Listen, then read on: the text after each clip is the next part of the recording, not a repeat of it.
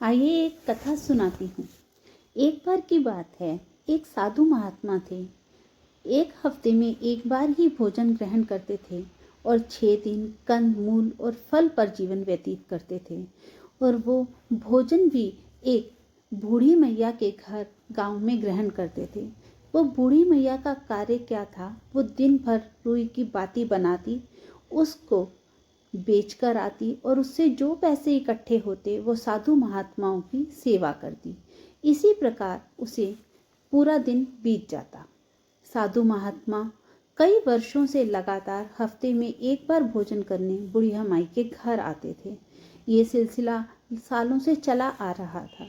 एक बार की बात है, साधु महात्मा जैसे ही बुढ़िया माई के घर से भोजन करके निकले तो सामने से एक सुंदर स्त्री जा रही थी। साधु महात्मा ने एकटक उसको देखा, फिर नजरें नीची की। उनके मन में आया, बहुत सुंदर स्त्री है, एक बार और देख लिया जाए। उन्होंने एक बार और देखा, फिर उन्होंने मन ही मन विचार किया, ये तो आज मुझसे बहुत बड़ा अपराध हो गया। मेरे इतने वर्षों की साधना आराधना बेकार हो गई। आज तक तो मेरे मन में कभी ऐसा विचार नहीं आया था, आज क्यों आया? मैंने ऐसा कौन सा गलत कार्य किया? वे भागे भागे बुढ़िया माई के पास गए। बुढ़िया माई को बोला, आज माँ भोजन में कुछ अलग बनाया था। कहने लगी, नहीं बाबा, आप घिया की सब्जी और फुल्का खाते हो, वही दिया था।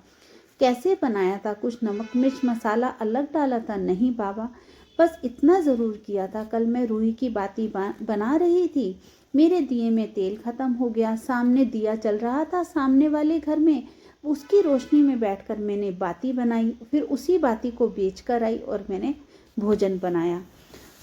उस घर में कौन रहता है? उस घर में पति पत्नी और बच्चे रहते हैं। पति धन कैसे कमाता है? वो चोरी डकैती करता है।